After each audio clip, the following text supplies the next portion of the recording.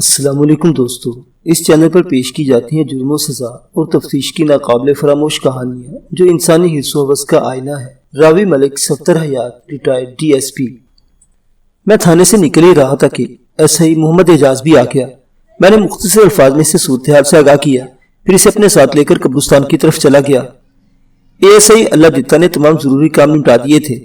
وہ مشیر نامہ تیار کر چکا تھا اور لاش کا معائنہ کر رہا تھا۔ مجھے دیکھ کر سلوٹ مارا، پھر اپنی کارگزاری کی تفصیل بیان کرنے لگا۔ میں نے جیدے کی لاش کا جائزہ لیا۔ اس کی شہرہ کٹی ہوئی تو خون نکل کر زمین میں جذب ہو چکا تھا۔ خون کی رنگت سے اندازہ ہوتا تھا کہ اسے جمے ہوئے کافی وقت گزر چکا ہے۔ جیدے کی لاش بھی اکڑ چکی تھی۔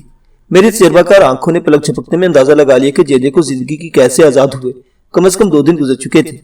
میرے استفسار پر اللہ دتا نے بتایا کہ آلہ قتل ابھی تک برآمد نہیں ہو سکا۔ میرے حکم پر ساتھ آنے والے کانسٹیبل جھاڑے میں آلہ قتل تلاش کرنے لگے۔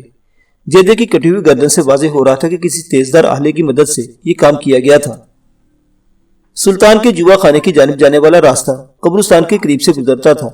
مجھے اندازہ لگانے میں دیر نہیں لگی کہ 3 روز قبل جب جیدہ جوئے کے اڈے سے نکلا تو گھر نہیں پہنچا تھا، تو یقیناً اسے راستے میں ہی ٹھکانے لگا دیا گیا تھا۔ سلطان نے مجھے بتایا تھا کہ اس رات جیدے اور شہابو کے درمیان خاصی تلخ کلامی ہوئی تھی اور شہابو نے اسے خطرناک نتائج کی دھمکیاں بھی دی تھی۔ ممکن ہے شہابو نے اپنی دھمکی کو اسی رات عملی جامہ پہنا دیا ہو۔ دوسری جانب جیدے کی کٹی ہوئی گردن کو دیکھ کر میرے ذہن میں زلفی کا نام چمک اٹھا۔ زلفی بھی رقابت کی آگ میں یہ انتہائی قدم اٹھا سکتا تھا۔ میں نے موقع پر موجود گواہوں کے بیان لینے کے بعد جیدے کی لاش کو پوسٹ مارٹم کے لیے شہر کے اسپتال بھجوا دیا۔ پھر ایس آئی محمد اعجاز کو 2 کانسٹیبلوں کے ساتھ شہاب کے گھر کی جانب روانہ کر دے اور تاکید کی کہ وہ فوری طور پر شہابو کو گرفتار کر کے تھانے لے آئے۔ جیدے کی ماں عنایت بی بی کا سارا زور اس بات پر تھا کہ میں فوراً زری اور مولوی نور الدین کو تھانے میں بند کر دوں۔ اس کے خیال میں جیدے کے قتل میں انہی کا ہاتھ تھا۔ میں نے اسے تسلی دی، بی بی تم صبر کرو، میں جلد از جلد جیدے کے قاتل کو گرفتار کر لوں گا۔ مجھے تمہاری جھوٹی تسلیوں کی ضرورت نہیں ہے تھانے دارا۔ وہ غصے سے میری طرف دیکھتے ہوئے بولی، انہوں نے تمہیں پیسہ کھلا دیا ہے اس لیے تم ان پر ہاتھ نہیں ڈال رہے ہو۔ پھر وہ سینہ کو بھی کرتے ہوئے زوروں قطار رونے لگی۔ ہائے میں کیا کروں کہ کیسا ہنیر مچ گیا ہے، میرا گبرو بچہ مار دیا ظالموں نے اور قانون بھی ان کا ساتھ دے رہا ہے۔ میں نے اس کے حوالے کو نظر انداز کرتے ہوئے نرم لہجے میں سمجھایا، بی بی مجھے تم سے ہمدردی ہے، تم خواب خواہ قانون پر شک کر رہی ہو۔ وہ بھبک کر بولی، مجھ سے ہمدردی کرنے کی کوئی ضرورت نہیں، ہمدردی انہی سے کرو جنہوں نے لمبی رقم کھلائی ہے تمہیں۔ مجھے اس کی الزام تراشیوں پر بہت غصہ آ رہا تھا، تاہم میں نے بھرپور ضبط کا مظاہرہ کیا۔ پھر اس کے دلی جذبات کی تسکین کے لیے ایس آئی اللہ دتا سے کہا، اللہ دتا تم مولوی نور الدین اور زری کو بھی تھانے لے آؤ، ذرا ان سے بھی پوچھ گچھ کرنا ہے۔ میں نے یہ قدم مصلحت کے پیش نظر اٹھایا تھا۔ اس سے میرا مقصد یہ تھا کہ اس طرح مقتول کی ماں کی اشک شوئی بھی ہو جاتی اور قانونی کارروائی کا تقاضا بھی پورا ہو جاتا۔ اس صورتحال میں زیادہ توجہ اور یکسوئی سے اپنی تفتیش کو آگے بڑھا سکتا تھا۔ موقع کی کارروائی مکمل کرنے کے بعد میں نے زلفی ظلف تراش کی دکان کا رخ کیا۔ اس وقت میں اکیلا ہی تھا۔ ذوالفقار عرف زلفی 25-26 سال کا ایک کڑیل جوان تھا۔ وہ اپنے باپ غلام غوث کے ساتھ ہی کام کرتا تھا۔ ان کی دکان گاؤں کے واحد بازار میں تھی۔ اس کی رہائش بھی دکان کے ساتھ ہی تھی۔ اسی بازار میں فقیر محمد حلوائی کی مٹھائی کی دکان بھی تھی۔ مجھے دکان میں داخل ہوتے دیکھ کر غلام غوث جلدی سے میری طرف پڑا، آؤ جی آؤ تھانے دار صاحب، سو بسم اللہ، کیسے آنا ہوا؟ اس وقت دکان میں 2 گاہک موجود تھے۔ زلفی ایک شخص کا شیپ بنا رہا تھا۔ غلام غوث والی کرسی پر ایک شخص بال کٹوانے کے لیے بیٹھا تھا۔ میں جب وہاں پہنچا تو غلام غوث نے شخص کی گردن سے کپڑا لپیٹ دیا تھا۔ میں نے ایک بات خاص طور پر نوٹ کی، مجھ پر نظر پڑتے زلفی کے چہرے کا رنگ اڑ گیا تھا۔ اس نے غیر ارادی طور پر اپنا کام چھوڑ دیا اور ہاتھ پشت پر باندھ کر کھڑا ہو گیا۔ میں نے زلفی کی آنکھوں میں جھانکتے ہوئے غلام غوث سے کہا، میں تمہارے بیٹے سے ملنا آیا ہوں، بہت دل چاہ رہا تھا اس سے ملنے کو۔ وہ زلفی سے مخاطب ہو کر بولا، اوے جا ملک صاحب کے لیے چائے پانی کا بندوبست کرو۔ اس کی ضرورت نہیں غلام غوث، میں نے بدستور زلفی کو گھورتے ہوئے کہا، بندوبست تو میں اس کا کرنے آیا ہوں۔ آخر بات کیا ہے جی؟ وہ پریشان لہجے میں بولا، کہ میرے بیٹے سے کوئی خطا ہو گئی؟ یہ تو تھانے چل کر پتا چلے گا۔ میں نے ذرا سخت لہجے میں کہا، کیوں زلفی سیدھی طرح چل رہے ہو یا میں تمہیں گھسیٹ کر لے جاؤں؟ زلفی کا باپ گھگیانے لگا، پر ملک صاحب کچھ پتہ تو چلے اس نے کون سا جرم کیا ہے، اگر کوئی غلطی ہو گئی تو اسے معاف کر دیں۔ معافی نہیں مل سکتی غلام غوث، میں نے ٹھوس لہجے میں کہا، معاملہ قتل کا ہے۔ وہ پہلے سے زیادہ پریشان نظر آنے لگا۔ کس کا قتل؟ جیدے کا قتل، میں نے ایک ایک لفظ پر زور دیتے ہوئے کہا۔ آج صبح اس کی لاش مل گئی ہے، مگر جیدے کے قتل سے میرے بیٹے کا کیا تعلق ہے اور بہت گہرا تعلق ہے۔ میں نے زلفی کی جانب دیکھتے ہوئے کہا، اوے چلو تھانے۔ سرکار میں نے کچھ نہیں کیا، میں کچھ نہیں جانتا، اس نے مسکین صورت بناتے ہوئے کہا۔ سب جان جاؤ گے بچوں، میں نے خونخوار لہجے میں کہا۔ وہاں تو پتھر بھی بولنے لگتے ہیں، تم کس کھیت کی مولی ہو؟ میں نے واضح طور پر محسوس کیا کہ اس کی ٹانگیں کانپنے لگی ہے۔ دکان میں موجود دونوں گاہک بھی کرسی سے اٹھ کے اور حیرت سے ہماری گفتگو سن رہے تھے۔ زلفی کے بے طرح گھبرا جانے سے میرا شکوک کو یقین میں بدل دیا تھا۔ اگر اس کے جیدے کے قتل سے کوئی تعلق واسطہ نہیں تھا تو پھر وہ اس قدر خوفزدہ کیوں تھا؟ میں نے خالص تھانے دارانہ انداز میں کہا، اوے چلو اگے لگ، وہاں تمہاری بیبے حوالات میں تمہارا انتظار کر رہی ہے۔ وہ گڑ گڑانے لگا، مجھے معاف کر دے تھانے دار صاحب، میں نے جیدے کو قتل نہیں کیا۔ پھر سے دونوں ہاتھ معافی مانگنے والے انداز میں جوڑ دیے۔ مجھے ایک جھٹکا سا لگا۔ میں نے دیکھا اس کے دائیں ہاتھ پر ایک پٹی بندھی ہوئی تھی۔ میں نے اس کے منہ پر ایک تھپڑ رسید کرتے ہوئے غصیلے لہجے میں استفسار کیا، یہ پٹی کیوں باندھ رکھی ہے تم نے؟ وہ جی، کیا وہ جی لگا رکھی ہے تم نے؟ میں نے اسے ایک ٹھوڑا رسید کرتے ہوئے کہا، تمہارے ہاتھ کیسے زخمی ہوئے ہیں؟ وہ بہانے بازی پر اتر آیا۔ میں نے اسے کالوں سے پکڑ لیا، تم سیدھی طرح کچھ نہیں بتاؤ کہ مجھے سختی کرنا پڑے گی۔ پھر میں نے اس ہتھکڑی پہنا دی اور اسے اپنے ساتھ لے آیا۔ جب ہم تھانے میں پہنچے تو ASI اللہ دیتا زری اور مولوی نوردین کو تھانے میں لا چکا تھا اور اس وقت وہ برآمدے میں بیٹھے تھے۔ میں ان کے پاس سے گزر کر اپنے کمرے کی جانب جانے لگا تو مولوی صاحب کو مجھے سلام کیا۔ میں اس کے سلام کا جواب دینے کے بعد اپنے کمرے میں آ گیا۔ بعد میں نے ایک بات خاص طور پر نوٹ کی تھی، زلفی نے زری پر نظر پڑتے ہی ایک گہری آہ بھری تھی اور یاس انگیز نگاہوں سے اسے دیکھا تھا۔ رد عمل کے طور پر زری نے اپنی گردن جھکا دی تھی۔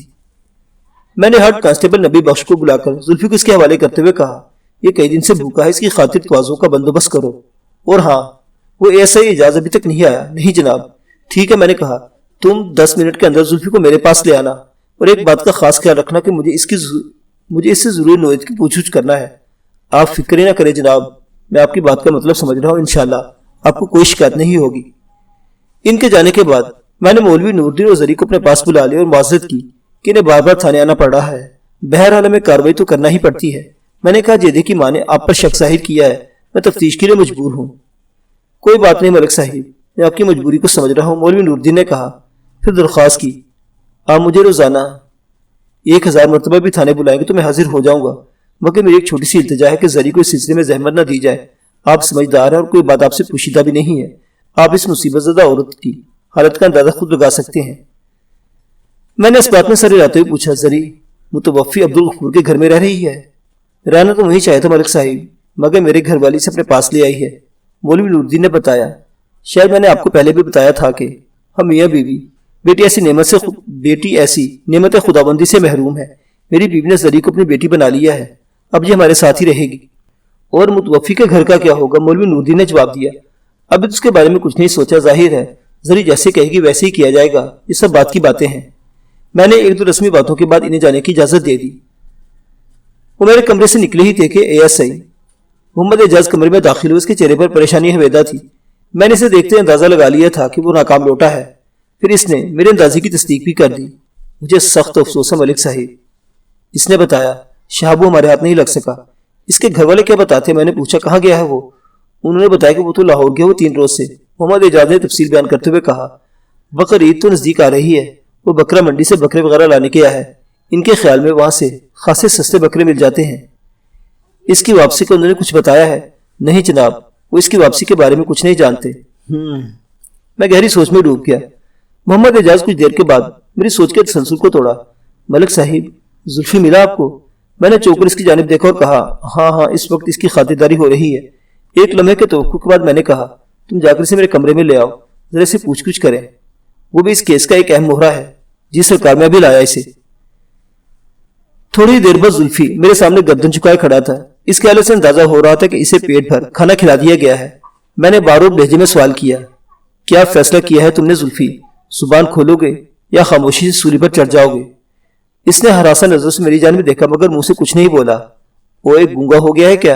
اعجاز نے اس کی گردن پر ایک جھنبڑ رسید کرتے ہوئے کہا، ملک صاحب کچھ پوچھ رہے ہیں تم سے؟ میں جی، اوے بکری کے بچے، کیا میں لگا رکھی ہے؟ میں نے سخت لہجے میں کہا، خاطر توازے میں کوئی کمی رہ گئی ہے کیا؟ وہ رو دینے والے انداز میں بولا، میں نے کچھ نہیں کیا جناب، میں نے کچھ نہیں۔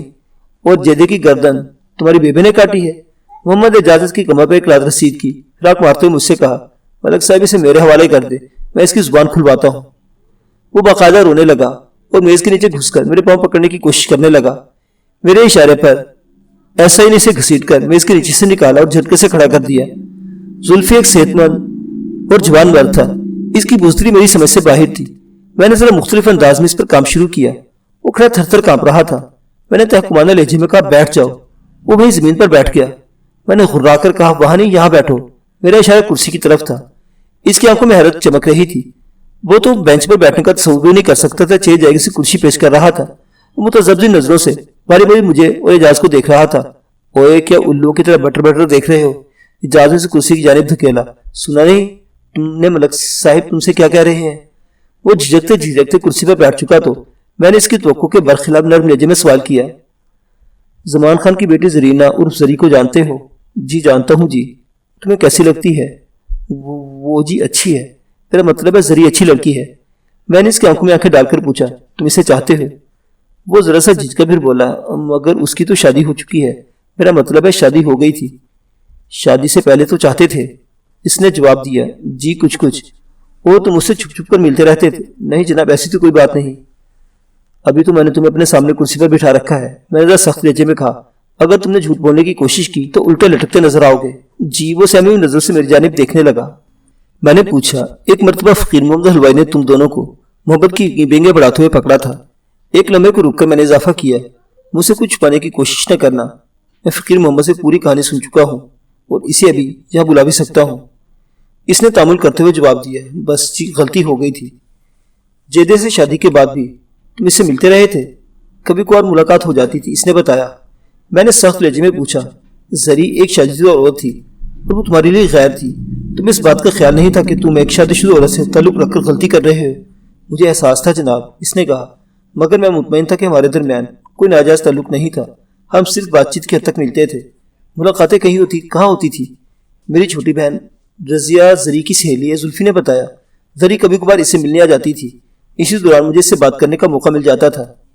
اور زری تمہیں جیدے کے ظلم و ستم کی داستانیں سناتی تھی، وہ اپنی گھریلو پریشانیوں کا ذکر کرتی رہتی تھی اور تمہارے دل میں جیدے کے لیے نفرت پیدا ہوتی جا رہی تھی۔ میں نے معنی خیز لہجے میں سوال کیا۔ وہ ویسے بھی تمہارا رقیب تھا، اس نے زری کو تم سے چھین لیا تھا، کیوں؟ ظاہر سی بات ہے جناب، وہ سادگی سے بولا، میں جیدے سے محبت کرنے سے تو رہا۔ میں نے چپتے ہوئے لہجے میں پوچھا تم نے زری کی مصیبتیں دور کرنے کے لیے کوئی عملی قدم نہیں اٹھایا؟ میں کیا کر سکتا تھا جناب، وہ پرائی ہو چکی تھی، میں اس کے معاملات میں کیسے دخل دے سکتا تھا جیسے اب دیا؟ کیا مطلب؟ اس نے سوالیہ نظروں سے میری جانب دیکھا۔ تم نے جیدے کو قتل کیا ہے؟ آپ میرا یقین کیوں نہیں کرتے تھانے دار صاحب؟ وہ باقاعدہ قسمیں کھانے لگا۔ رب دی سو، میں نے جیدے کو قتل نہیں کیا، میں جیدے سے شدید نفرت ضرور کرتا تھا، مگر میں اتنا بڑا قدم اٹھانے کی جرات نہیں کر سکتا۔ آپ کو کسی نے میرے خلاف غلط بتایا ہے۔ اوے غلط کے گھوڑے، ہمیں جھوٹا سمجھتا ہے؟ اعجاز نے سے جھنجھوڑتے ہوئے کہا، تم کیا سمجھتے ہو واردات کر کے صاف بچ جاؤ گے؟ میں نے کوئی واردات نہیں کی جناب۔ یہ تمہارے ہاتھ کو کیا ہوا ہے؟ میں نے اس کی پٹی بندے ہاتھ کی طرف اشارہ کرتے ہوئے پوچھا۔ دنو چاچا کی شیف بناتے ہوئے اسرا لگ گیا تھا جی، اس نے جواب دیا، معمولی سا زخم آ گیا تھا۔ محمد اعجاز نے طنزیہ لہجے میں دریافت کیا، دنو چاچا کی شیف بناتے ہوئے یا جیدے کا نرخڑا کاٹتے ہوئے؟ زلفی دوبارہ بڑی بڑی قسمیں کھانے لگا اور ہمیں خدا رسول کا واسطہ دینے لگا کہ ہم اس کی بات کا یقین کر لیں، جیدے کے قتل سے اس کا کوئی تعلق نہیں تھا۔ میں نے اس کی محنت سماجت کو نظر انداز کرتے ہوئے سخت لہجے میں کہا، تمہارے ہاتھ پر زخم کب آیا تھا؟ 3 روز پہلے جناب۔ میں نے سوال کیا، پٹی کس ڈاکٹر سے کروائی تھی؟ میں نے خود ہی باندھی تھی جناب، اس نے بتایا۔ سرسوں کا تیل اور راکھ ڈال کر میں نے زخم بھر دیا تھا اور صاف کپڑے کی پٹی کس کر باندھی تھی۔ میں نے اس کی پٹی کھلوا کر زخم کا معائنہ کیا۔ دائیں ہاتھ کے انگوٹھے کے ذرا نیچے 1.5 انچ کا کٹ موجود تھا جو واضح طور پر کسی تیزدھار آلے سے آیا تھا۔ میں نے اس کی آنکھوں میں دیکھتے ہوئے پوچھا، تم ایک فرضی شیف بنا سکتے ہو؟ اس نے الجھی ہوئی نظر سے میری طرف دیکھا۔ میں آپ کا مطلب نہیں سمجھا جناب۔ زلفی کے ہاتھ میں موجود کٹ دیکھ کر میرے ذہن میں ایک خیال پیدا ہوا تھا۔ زخم کو وہ نشان دائیں ہاتھ پر تھا، اگر زلفی سیدھے ہاتھ سے شیف بناتا تھا تو دائیں ہاتھ کے مذکورہ حصے پر اسرا لگ جانا ممکن نہیں تھا۔ ایسا اسی صورت میں ہو سکتا تھا جب زلفی الٹے ہاتھ سے کام کرنے کا عادی ہو، یا پھر وہ زخم کسی دوسری شخص نے لگایا ہو۔ میں اپنے اسی شک کی تصدیق کرنا چاہتا تھا۔ میں نے اپنا رولر اس کی جانب بڑھاتے ہوئے کہا، تم فرض کرو کہ یہ رولر ایک اسرا ہے، اسی اسرے سے تم ایسا ہی اعجاز کی شیپ بنانا ہے، لیکن یہ کیسے ممکن ہے جناب؟ اس نے حیرت امیز لہجے میں پوچھا، یہ ایک لکڑی سے شیپ نہیں بنا سکتا۔ وہ ایک کھوتے دے کھور، تم نے سچ مچ کی شیپ تھوڑی بنانا ہے۔ میں نے ڈانٹتے ہوئے کہا، بس شیپ بنانے کی اداکاری کرنا ہے۔ وہ آنکھیں پھیلا کر بولا، اچھا پھر ٹھیک ہے جناب، جو حکم سرکار کا۔ اس نے میرے حسب منشا ایسا ہی اعجاز کی فرضی شیپ بنا کر میرے شک کو غلط ثابت کر دیا۔ وہ واقعی بائیں ہاتھ سے کام کرنے کا عادی تھا۔ ایسی صورت میں اس کے دائیں ہاتھ پر زخم لگ جانا کوئی ممکن بات نہیں تھی، تاہم اس کی ذات ابھی تک پوری طرح شک سے پاک نہیں ہوئی تھی۔ میں نے کہا، ہم تمہارے بیان کی تصدیق کے لیے ابھی دینو چاچا کو تھانے بلواتے ہیں۔ اگر تمہاری بات جھوٹی نکلی تو یاد رکھنا پورے ٹبر کو بند کر دیں گے۔ اس نے کوئی جواب نہیں دیا۔ میں نے ایسے اعجاز سے کہا، اسے حوالات میں بند کر دو اور کسی کانسٹیبل کو بھیج کر دینو چاچا کو بلوا لو۔ تھوڑی دیر بعد دینو چاچا نے آ کر تصدیق کر دی کہ چند روز قبل اس کی شیو بناتے ہوئے زلف تراش کا ہاتھ زخمی ہو گیا تھا۔ اس کے بعد زلفی کو حوالات میں رکھنا بیجواز نظر آتا تھا۔ میں نے اسے بلا کر تاکید کی کہ تم یہ نہ سمجھا کہ میں تمہیں چھوڑ رہا ہوں۔ جب تک جیدے کے قتل کا معاملہ حل نہیں ہو جاتا تمہاری جان نہیں چھوٹے گی، اور ہاں جب تک قاتل گرفتار نہیں ہو جاتا تم تھانے میں اطلاع دیے بغیر گاؤں سے باہر نہیں جاؤ گے، کیا سمجھے؟ سمجھ گیا سرکار۔ اس کے چہرے پر مسکینی تاری تھی۔ اب میں جاؤں؟ تم جا سکتے ہو مگر میری ہدایت کو یاد رکھنا۔ جی میں یاد رکھوں گا۔ وہ جانے کے لیے مڑا تو مجھے کچھ یاد آ گیا۔ یہ خیال کئی بار میرے ذہن میں آیا تھا مگر میں زلفی سے پوچھنا بھول گیا تھا۔ میں نے آواز دے کر اسے روک لیا۔ وہ سوالیہ نظروں سے میری جانب دیکھنے لگا۔ میں نے پوچھا، کیا تم واقعی زری کو چاہتے تھے؟ اس کی آنکھوں میں اداسی کی گھٹا چھا گئی۔ وہ گہری سانس چھوڑتے ہوئے بولا، جی۔ ایک بات میری سمجھ میں نہیں آئی۔ میں نے کہا، جب جیدے نے زری کو طلاق دے دی اور زری عدت کے دن گزار رہی تھی تو تم نے ایک بار بھی اس سے ملنے کی کوشش نہیں کی۔ زری تو آزاد ہو چکی تھی، تم چاہتے تو اس سے شادی کر سکتے تھے، مگر تم نے اس سلسلے میں کوئی پیش رفت نہیں کی، بلکہ عدت پوری کرنے کے بعد زری نے اپنے باپ سے بھی زیادہ عمر کے ایک لاوارث بڈھے سے شادی کر لی۔ اس کی وجہ کیا تھی؟ وہ چند لمحے خلا میں گھورتا رہا، پھر بوجھل آواز میں بولا، وقت کسی کا انتظار نہیں کرتا۔ تم کہنا کیا چاہتے ہو؟ ملک صاحب، وہ خوابناک لہجے میں بتانے لگا، جب زری کو طلاق ہوئی اس وقت ہمارے درمیان سینکڑوں لاکھوں نے بلکہ کروڑوں اربوں میل کی دوری پیدا ہو چکی تھی۔ اب ہمارے ملنے کی کوئی صورت نہیں رہی تھی۔ میں شادی کر چکا تھا اور اللہ کے فضل سے اس وقت ایک بچے کا باپ بھی تھا۔ اوہ، بے اختیار میرے منہ سے نکلا۔ میں پرسوچ نظروں سے اس کی جانب دیکھنے لگا۔ وہ مجھے سوچتے ہوئے چھوڑ کر کمرے سے نکل گیا۔ اس کے جانے کے بعد میں نے ایس آئی محمد اعجاز کی باہمی مشاورت سے ایک چھاپا مار پارٹی ترتیب دی اور شہاب علی عرف شہابو کی گرفتاری کے لیے جگہ جگہ چھاپے مارنے شروع کر دیے۔ اس کیس میں شہابو کی گرفتاری بہت ضروری ہو گئی تھی۔ مقتول جیدے کو آخری مرتبہ شہابو کے ساتھ جھگڑا کرتے ہوئے دیکھا گیا تھا اور شہابو نے اسے خطرناک قسم کی دھمکیاں بھی دی تھی۔ شہابو جیسے لوگوں سے کچھ بعید نہیں تھا، ایک آدھ بندہ پھڑکانا تو ان کے بائیں ہاتھ کا کھیل تھا۔ میں جلد از جلد شہابو کو گرفتار کر لینا چاہتا تھا۔ اس امر کی اطلاع میں نے علاقے کے ایس پی کو بھی بھجوا دی تھی۔ شاید میں آپ کو یہ بتانا بھول گیا کہ ہم نے جو چھپا مار پارٹی ترتیب دی وہ سادہ لباس نوجوانوں پر مشتمل تھی۔ وہ صرف اس گاؤں میں نہیں بلکہ آس پاس کے گاؤں میں بھی شہابو کو تلاش کرتے پھر رہے تھے، مگر ابھی تک اس کا سراغ نہیں ملا تھا۔ 2 روز بعد دوسرے علاقے کے تھانے کا ایک ایس آئی اور 2 کانسٹیبل میرے پاس آئے۔ وہ تینوں اس وقت سادہ لباس میں تھے اور خاصے تھکے ہوئے دکھائی دیتے تھے۔ میں گھر جانے کی تیاری کر رہا تھا کہ انہیں دیکھ کر رک گیا۔ ایس آئی نے اپنا تعارف کرانے کے بعد آمد کا مقصد ظاہر کیا۔ ملک صاحب، ہمیں اس گاؤں کے وزیر شہابو کی تلاش ہے۔ شہابو کا نام سن کر میں سیدھا ہو کر بیٹھ کے میں نے پوچھا، کیوں کوئی خاص بات خاصی نہیں، بہت سنگین بھی ہے۔ اس نے بتایا، شہابو میں چوری کی ایک واردات کے سلسلے میں مطلوب ہے۔ میرے استفسار پر اے ایس آئی نے تفصیل بتاتے ہوئے کہا، چند روز قبل ان کے علاقے کے ایک گاؤں میں چوری ہو گئی تھی۔ 4 ڈھاٹا پوش افراد نے ایک غریب شخص کو زندہ درگور کر دیا تھا۔ اس کی بیٹی کی عنقریب شادی ہونے والی تھی مگر ان ظالموں نے اس کے گھر کی صفائی کر دی۔ وقت رخصت جب لٹیرے انہیں پولیس کو اطلاع دینے کی صورت میں خطرناک نتائج سے ڈرا رہے تھے تو فتح محمد کی بیٹی جس کی شادی ہونے والی تھی، اس نے ایک شخص کی آواز پہچان لی۔ وہ انہی کے گاؤں کا رہنے والا طفیل عرف تافو تھا۔ لڑکی نے کسی قسم کی پرواہ کیے بغیر پولیس کو تافو کا نام بتا دیا۔ پولیس نے تافو کو گرفتار کر کے جب دھلائی کی تو اسے سب کچھ اگل دیا اور اپنے ساتھیوں کے نام بتا دیے۔ اس کی مخبری پر 2 ساتھی تو گرفتار کر لیے گئے تھے مگر ان کا 4تھا ساتھی ابھی تک لاپتہ ہے۔ بعد میں گرفتار ہونے والے افراد نے تشدد کی تاب نہ لاتے ہوئے بتا دیا کہ ان کا 4تھا ساتھی شہابو ہی ان کا سرغنہ تھا اور مال مسروقہ سب اسی کے پاس تھا۔ اپنی بات ختم کرنے کے بعد اے ایس آئی نے کہا، ملک صاحب، بندہ آپ کے علاقے کا ہے، آپ اس کی گرفتاری کے سلسلے میں ہماری مدد کریں۔ میں تو خود کئی دن سے شہابو کی تلاش میں تھا۔ میں نے کہا، آپ نے بہت دیر کر دی یہاں آنے میں، بلکہ میرا خیال ہے آپ دیر بھی نہ کرتے تو کوئی فائدہ نہیں تھا۔ یہ کیا کہہ رہے ہیں آپ ملک صاحب؟ میں ٹھیک کہہ رہا ہوں۔ میں نے اسے بتایا، شہابو کی ہمیں بھی تلاش ہے۔ اس گاؤں میں قتل کی ایک سنگین واردات ہو گئی ہے، شہابو اسی سلسلے میں مطلوب ہے۔ ہم نے کئی جگہ اس کی تلاش میں چھاپے بھی مارے ہیں مگر ابھی تک اس کا کوئی سراغ نہیں ملا۔ اوہ، تو یہ بات ہے۔ اے ایس آئی کے چہرے پر مایوسی کے سائے لہرانے لگے۔ یہ شہابو اور نہ جانے ہمیں کہاں کہاں دوڑائے گا۔ آپ فکر نہ کریں، ہم جلدی سے ڈھونڈ نکالیں گے، میں نے تشفیہ میز لہجے میں کہا۔ پھر ایک کانسٹیبل کو بلا کر حکم دیا، मेहमानों के लिए खाने पानी और मंजी बिस्तरे का इंतजाम करो, ये आज रात यहीं ठहरेंगे। उन्होंने कोई हीरोयत का मुजाहरा नहीं किया। वो जिस इलाके से आए थे वहां से काफी दूर था और रात के वक्त वापस जाने की उनमें हिम्मत नहीं थी। वो थकन से निढाल नजर आते थे। मैं इनके क्याम के इंतजाम से मुतमईन होने के बाद घर चला गया। मैं आपको एक और बात बताना भूल गया। जैदे के पोस्टमार्टम की रिपोर्ट ने इस बात की तस्दीक कर दी थी कि इस वक्त उसकी मौत वाकई हुई। 2 रोज गुजर चुके थे जब हमें इसकी लाश मिली थी। इस सूरत में शाबू पर कत्ल का शुबा मजीद पुख्ता हो गया था। अब तो दूसरे थाने की पुलिस भी इसे तलाश करते हुए यहाँ पहुंची थी। अगले रोज मैं जरा ताखीर से थाने पहुंचा था। इस दौरान में रात वाले सरकारी मेहमान रुखसत हो चुके थे। जाते जाते उन्होंने मुंशी के पास मेरे लिए पैगाम छोड़ दिया था कि अगर मुझे शाबू के बारे में किसी किस्म का कोई सुराग मिले तो इनको भी मुतल्ला कर दूं, ताकि गरीब फतेह मोहम्मद की बेटी के जेवरात और जहेज का दीगर सामान बरामद किया जा सके। मैं तो खुद भी यही चाहता था कि शाबू हाथ लग जाए, मगर ऐसा लगता था कि जैसे इसी जमीन निगल गई हो या आसमान खा गया हो। मैं अपनी कुर्सी पर जाकर बैठा ही था कि एक कांस्टेबल ने सुल्तान की आमद की इत्तला दी। मैंने इसे फौरन अंदर बुला लिया। वो मेरे सामने बैठ चुका तो मैंने पूछा, क्या बात है सुल्तान, बहुत पुरजोश नजर आ रहे हो। एक अहम इत्तला लेकर आया हूं हुजूर, वो अपने मखसूस अंदाज में बोला।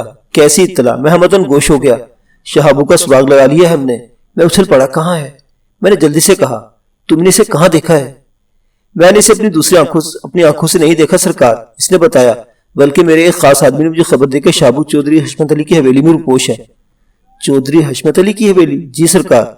मैंने उलझन अमेज लहजे में दरियाफ्त किया, मगर वो वहां क्यों रुपोश है? इन चौधरी बड़े जमींदारों का सारा कारोबार इन लुटेरों बदमाश किस्म के लोगों और कातलों के बलबूते पर चलता है। मुसीबत के बाद शाबू जैसे लोग अपने पुश्तनाओं की हवेली में पनाह ढूंढते हैं। पुलिस को शाबू की तलाश हो, शाबू पुलिस की आंखों में धूल झोंकता फिर रहा है। मैंने कहा, सोच लो सुल्तान कोई गड़बड़ ना हो जाए।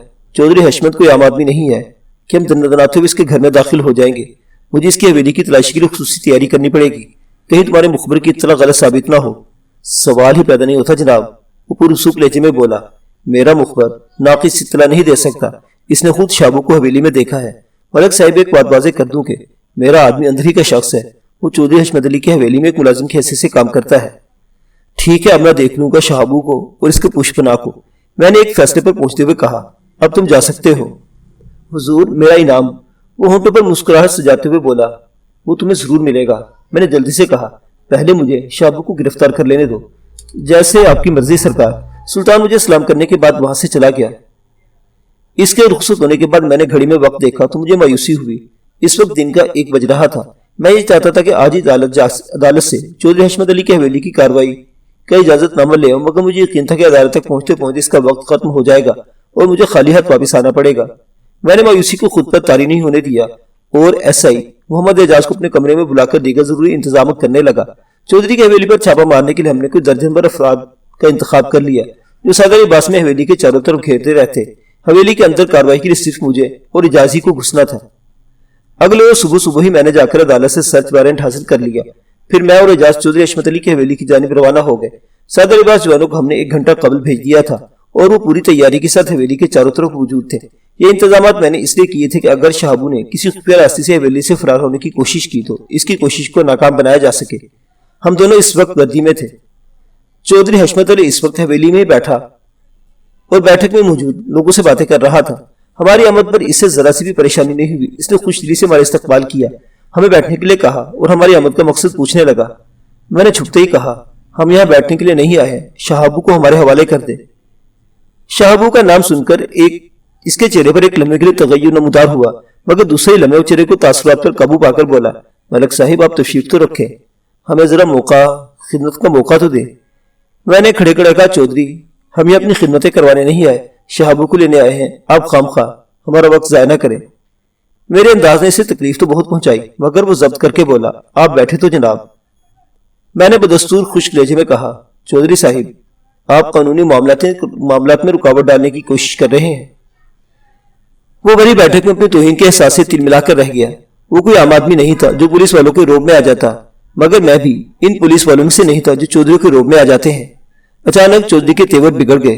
वो नखवत भरे लहजे में बोला, शाहबू को कहीं और जाकर तलाश करें मलिक साहिब, मेरा इससे क्या तल्लुक भी पता चल जाएगा। चौधरी जरा शाहबू को तो हाथ आ जाए, वो यहाँ नहीं है, मैं खाली हाथ नहीं जाऊंगा। वो तंजे लहजे में बोला, मैं बेबस और लाचार कानून की कोई मदद नहीं कर सकता। अचानक एक नौजवान बैठक में दाखिल हुआ। इसकी उम्र 18-20 के लगभग होगी। चौधरी हशमत अली को हमारे साथ गर्मा गर्मी करते देखकर हद वाले लहजे में पूछा, यहाँ क्या हो रहा है डैड? What's wrong? वो नौजवान चौधरी हशमत को डैड कह रहा था। इससे ये बात वाज़ेह होगी कि चौधरी का बेटा है। ये बात मेरे इल्म में भी थी कि चौधरी का एक बेटा इंग्लैंड में तालीम हासिल कर रहा था। यकीनन नौजवान वही था जो अंग्रेजों के मखसूस लबो लहजे में अंग्रेजी बोल रहा था। कुछ नहीं बेटा, तुम अंदर जाओ, चौधरी ने कहा। थानेदार साहब एक खास मसले पर बात कर रहे हैं। चौधरी की बात इस नौजवान के हलक से नहीं उतरी। वो मेरे तेवर को भाप चुका था कि मामला वो नहीं जो चौधरी बयान कर रहा है। इसने मशकूक नजरों से मेरी जानिब देखा, फिर पूछा, व्हाट्स प्रॉब्लम यंग पुलिसमैन?